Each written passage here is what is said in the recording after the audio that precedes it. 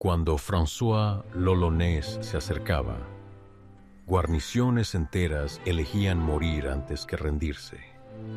Arrancaba corazones de prisioneros y los devoraba ante otros cautivos. Edward Lowe freía los labios de sus víctimas y las obligaba a comérselos. ¿Qué hizo que estos 7 piratas fueran más salvajes que el mismísimo Barbanegra? La edad de oro de la piratería nos dio a Barbanegra, el Capitán Kidd y Anne Bonny. Nombres que fluyen de la lengua como viejos amigos. Pero hubo otros, piratas, cuyos nombres hicieron que hombres adultos abandonaran el barco en lugar de enfrentar la captura. Piratas cuyas tripulaciones a veces se volvían contra ellos, no por tesoros, sino porque incluso los criminales más endurecidos no podían soportar lo que presenciaban. Entre la década de 1660 y la de 1720, 7 hombres ganaron reputaciones tan crueles que los escritores de la época luchaban por encontrar palabras lo suficientemente fuertes. No eran héroes apuestos, ni pícaros con corazones de oro. Era de los piratas, sobre quienes otros piratas se advertían mutuamente. François l'Olonnais comenzó su vida como Jean-David Nauert, un pobre sirviente en el Caribe. Para cuando las madres españolas usaban su nombre para asustar a los niños y que se comportaran, él se había convertido en algo completamente distinto. El cambio ocurrió después de que soldados españoles lo dejaran por muerto en una playa de arena. Sobrevivió ocultándose debajo de cuerpos muertos. La sangre de los cadáveres cubría sus propias heridas. Esa experiencia rompió algo dentro de él, o tal vez mostró lo que ya estaba allí. Su venganza comenzó con cuidado. Cuando un barco de guerra español vino a cazarlos cerca de Cuba, l'Olonnais lo capturó. La tripulación de 87 hombres esperaba las habituales demandas de rescate, tal vez algo de tiempo encadenados. En cambio, l'Olonnais hizo que los llevaran uno por uno. Él mismo le cortó la cabeza a cada hombre en la cubierta, haciendo que los prisioneros en espera miraran mientras la pila de cabezas crecía. Solo uno sobrevivió, mantenido vivo a propósito para enviar un mensaje al gobernador de La Habana. Ningún español sería perdonado, y el gobernador mismo estaba marcado para el mismo destino. Las decapitaciones eran solo un ejercicio. Cuando l'Olonnais atacó Maracaibo en 1667, tratando de encontrar tesoros ocultos, cortaba tiras de carne de los prisioneros, los quemaba con cerillas lentas o aplastaba sus brazos y piernas con cuerdas. Un informe español, escrito con horror apenas controlado, lo describe abriendo el pecho de un prisionero, sacando el corazón y dando un mordisco mientras otros cautivos miraban. Alexander Exquemelin, quien navegó con piratas y escribió sus historias, llamó a los métodos de l'Olonnais una crueldad inhumana. Cuando un historiador pirata, alguien que fue testigo de mucha violencia, usa esas palabras, significa algo. Las fuerzas coloniales españolas, no conocidas por su misericordia, eligieron la muerte antes que la captura.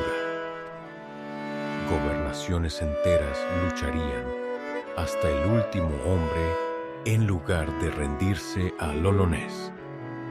Su final llegó en 1668 cerca de Darien. El pueblo cuna local lo capturó después de una incursión fallida.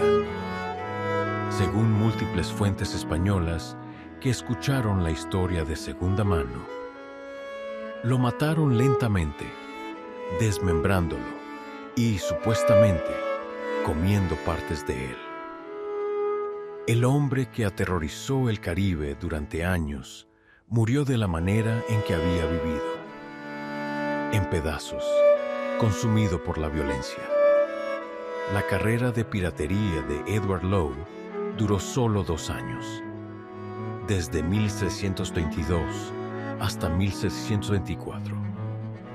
En ese breve tiempo, logró impresionar a una era ya acostumbrada a la violencia en el mar.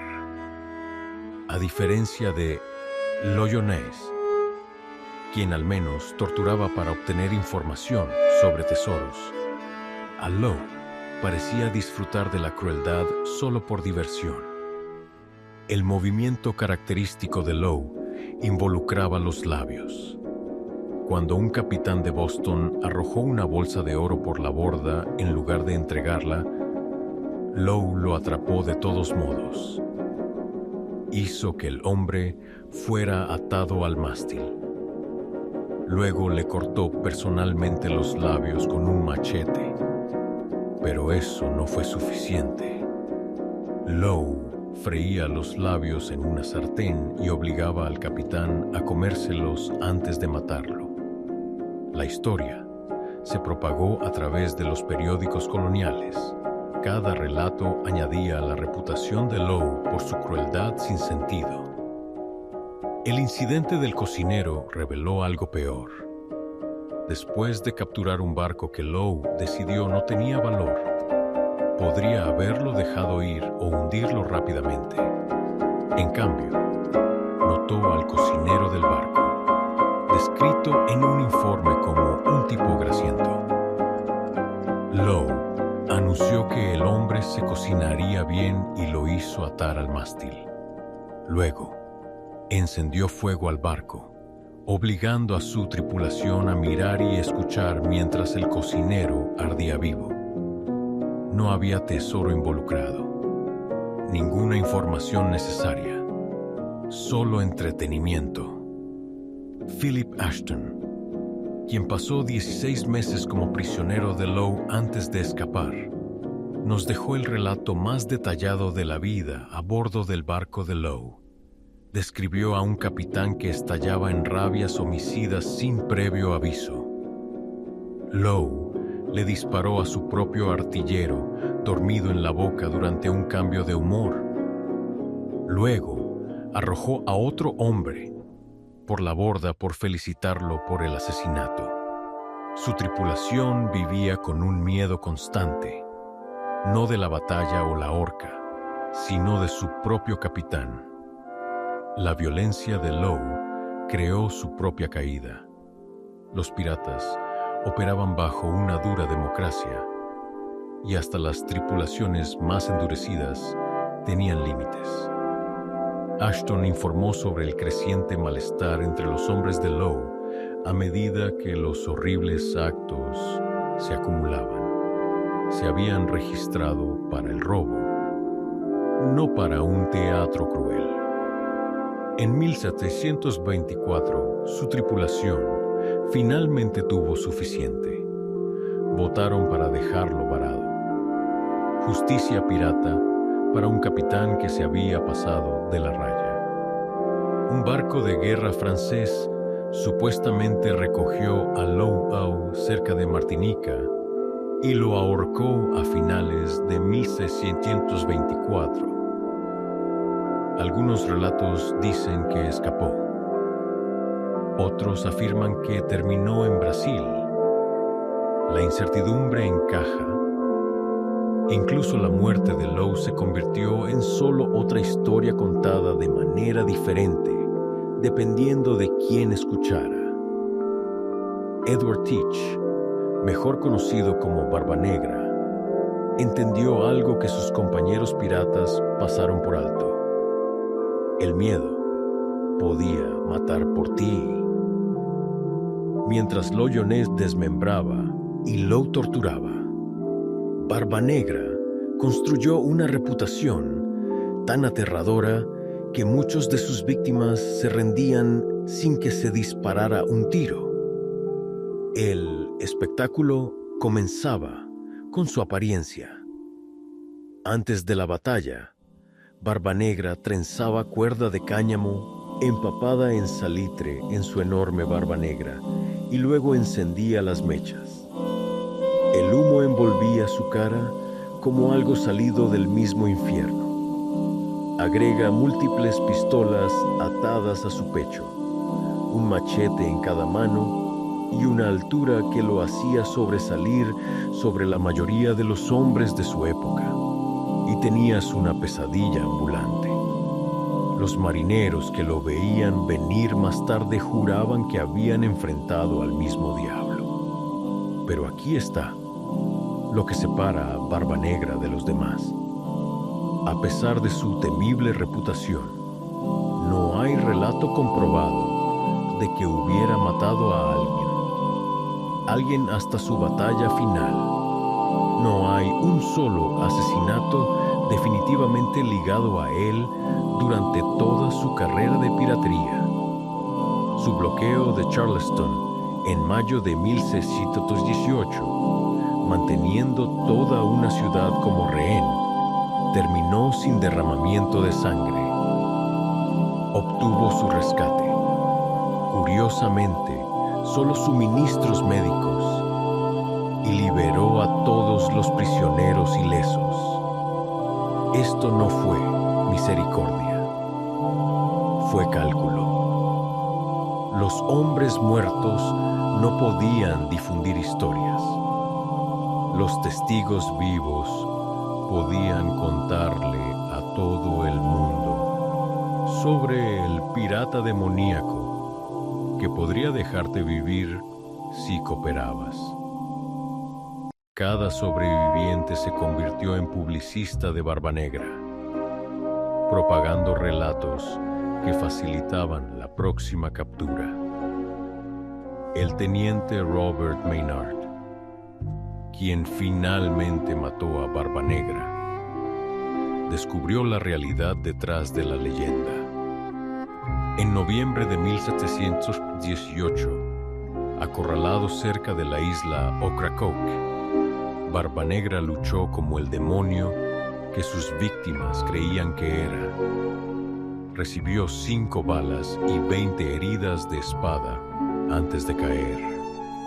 Cuando los hombres de Maynard intentaron arrojar el cuerpo por la borda, encontraron a Barbanegra aferrado a su machete con tanta fuerza que tuvieron que romperle los dedos para quitarlo. Maynard colgó la cabeza decapitada de Barbanegra del espolón de su barco. El pirata teatral tuvo un final teatral, aunque persisten historias de que su cuerpo decapitado nadó 3 veces alrededor del barco antes de hundirse. Incluso en la muerte, la leyenda de Barbanegra superó la realidad. Bartholomew Roberts se vestía como un caballero. Llevaba un chaleco rojo, un sombrero con una pluma roja y una cadena de oro con una cruz de diamantes robada del tesoro del rey de Portugal.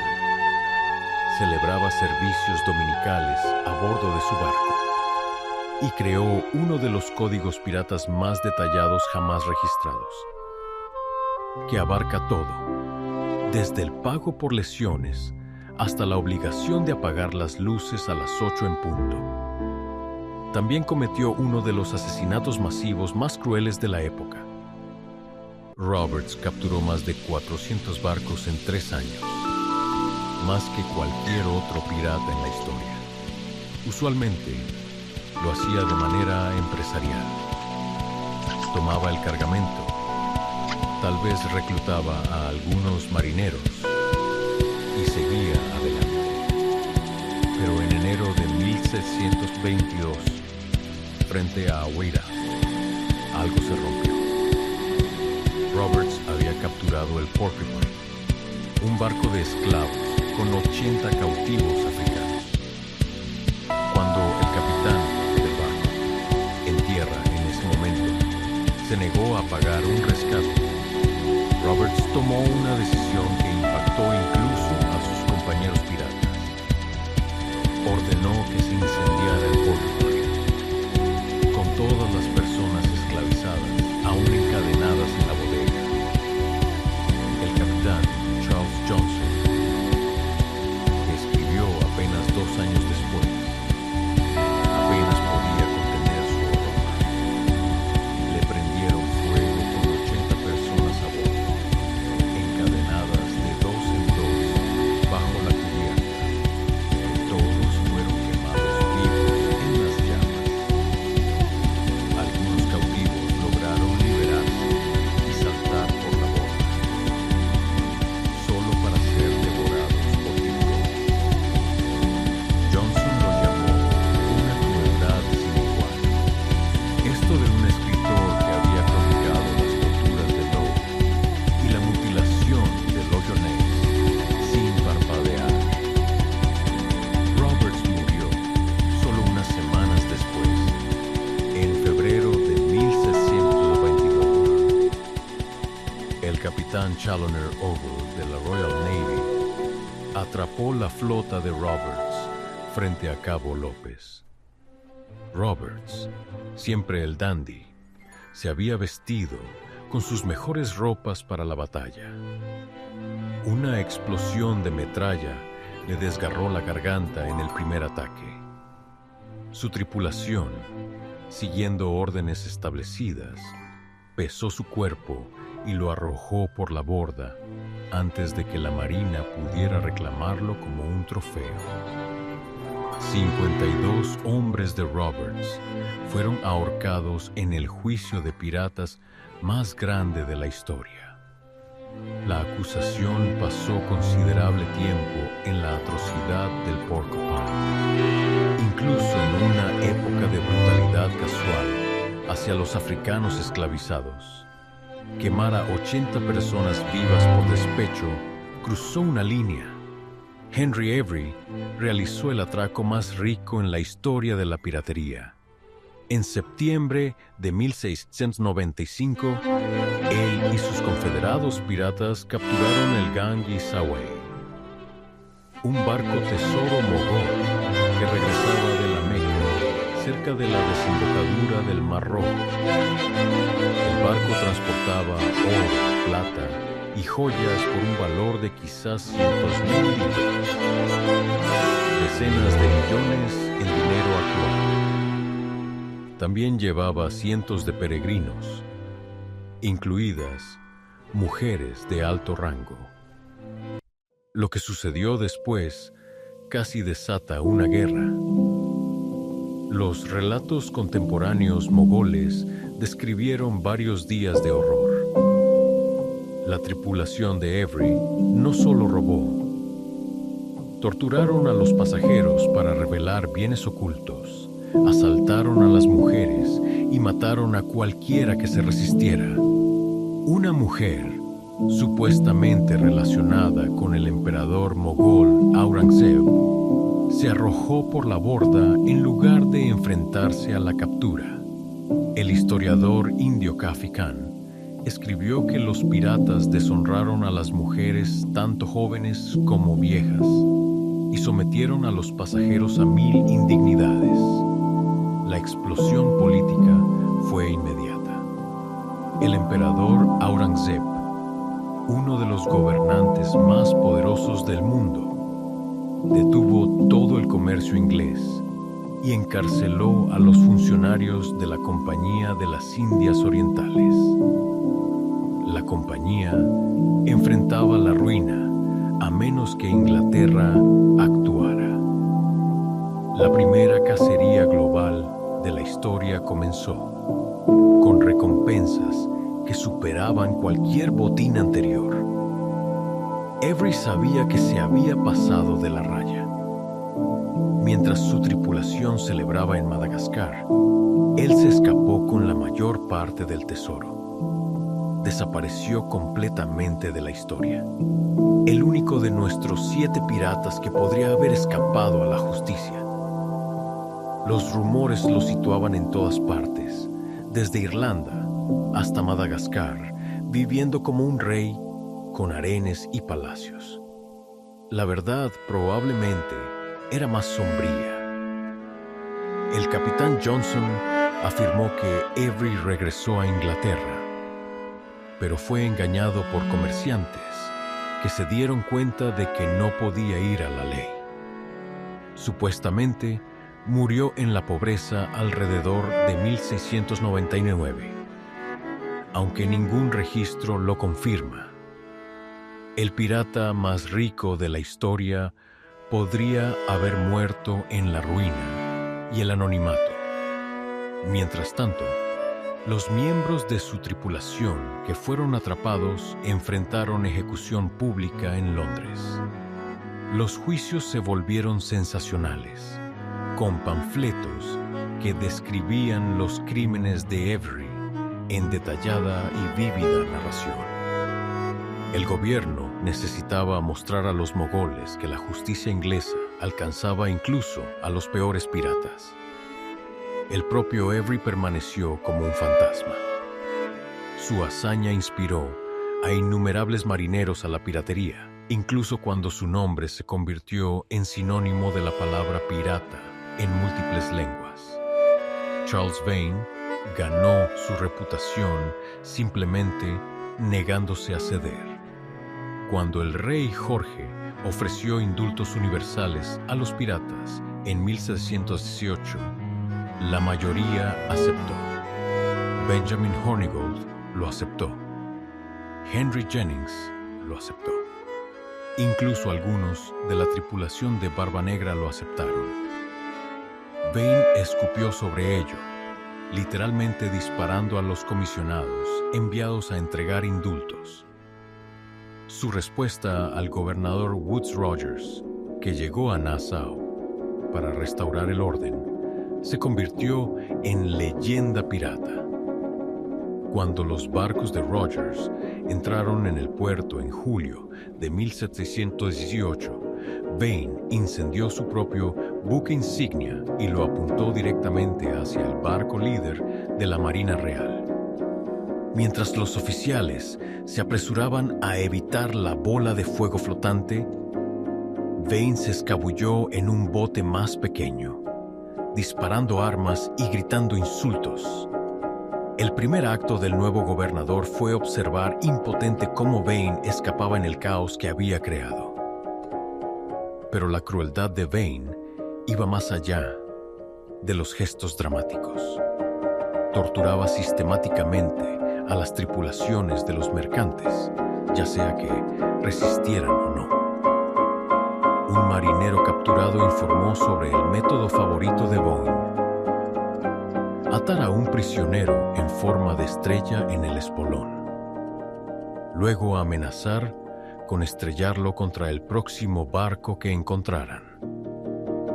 La víctima colgaba allí durante horas, a veces días, con los huesos rompiéndose contra la figura de proa de madera cada vez que el barco golpeaba mares agitados.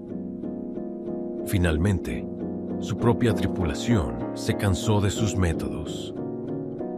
No por escrúpulos morales, los piratas rara vez sufrían de esos, sino porque la rabia de Vane lo hacía imprudente. Cuando huyó de un barco de guerra francés, su tripulación quiso atacar. Lo destituyeron como capitán. El hombre que desafió al Imperio Británico no pudo desafiar la democracia pirata.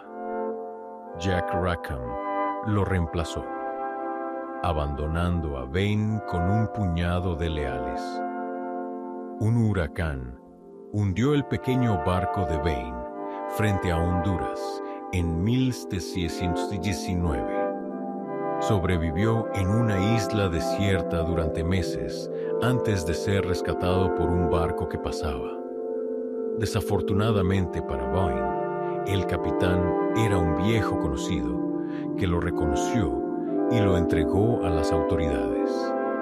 En su juicio en Port Royal, los testigos se alinearon para testificar sobre sus torturas. El juez necesitó poco convencimiento. Lo ahorcaron en marzo de 1621. Su cuerpo balanceó en cadenas en la entrada del puerto durante años, descomponiéndose lentamente como advertencia para otros. El hombre que había rechazado la misericordia del rey no recibió ninguna a cambio. Roche Brasiliano ganó su apodo por su tiempo en Brasil holandés, pero su verdadera fama provino de lo que hizo con los prisioneros españoles.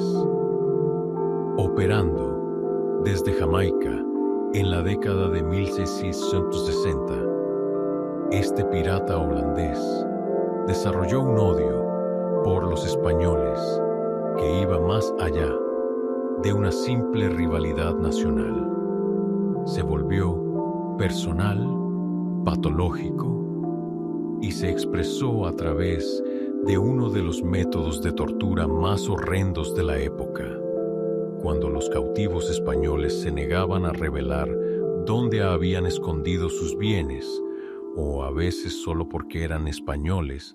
Brasiliano ordenaba construir estacas de madera, no figurativas, estacas de asado reales como las que se usan para cocinar cerdos enteros.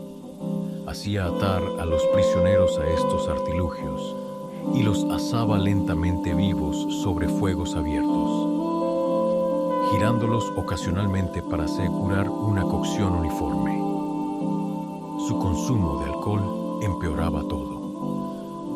En Port Royal, Brasiliano gastaba miles de piezas de A8 en maratones de taberna. Borracho, se desnudaba y corría por las calles, amenazando con disparar a cualquiera que no bebiera con él.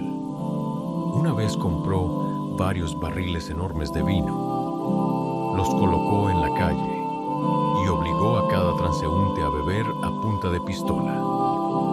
Los que se negaron recibieron una bala. Los que cumplieron sufrieron intoxicación alcohólica. Pero fue su trato con los prisioneros lo que realmente lo diferenciaba. Durante una incursión en la costa de Yucatán, Brasiliano capturó a varios buzos de perlas españoles que insistieron en que no tenían tesoros. Los hizo asar uno por uno, obligando a los demás a mirar y oler a sus compañeros cocinándose. Cuando el último buzo todavía mantuvo que no tenía nada, Brasiliano supuestamente dijo: "El hombre debe estar diciendo la verdad. Nadie elegiría esa muerte en lugar de revelar riquezas ocultas. Las autoridades españolas lo cazaban sin descanso". Cuando finalmente lo capturaron, Brasiliano llevó a cabo uno de los grandes faroles de la historia.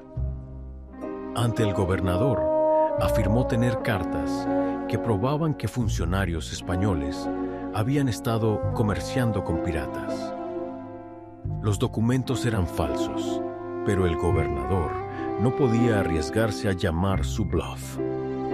Brasiliano salió libre, regresando inmediatamente a la piratería y su método de interrogación favorito. Desapareció de los registros a principios de la década de 1670. Algunos dicen que los españoles finalmente lo atraparon y lo ejecutaron en silencio.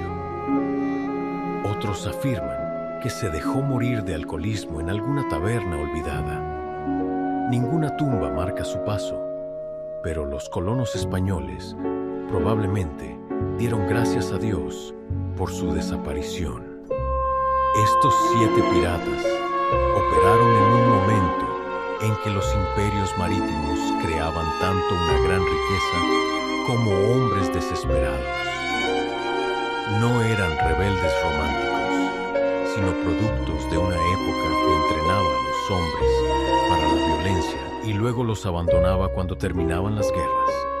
Sin embargo, trabajaban dentro de estructuras democráticas sofisticadas, eligiendo capitanes y compartiendo el botín por igual. Los mismos hombres que torturaban a los prisioneros votaban sobre las reglas del barco y compensaban a los compañeros heridos. Esta paradoja, justa internamente, monstruosa externamente, define su problemática herencia. Sus carreras fueron breves, sus finales violentos. La edad de oro de la piratería duró apenas una generación antes de que las marinas limpiaran los mares. Estos 7 nombres sobreviven no como héroes o advertencias, sino como recordatorios de lo que surge cuando hombres desesperados se encuentran con una supervisión débil y una vasta riqueza. El mar finalmente los tragó a todos, pero las preguntas que plantean sobre la violencia, la justicia y la naturaleza humana permanecen.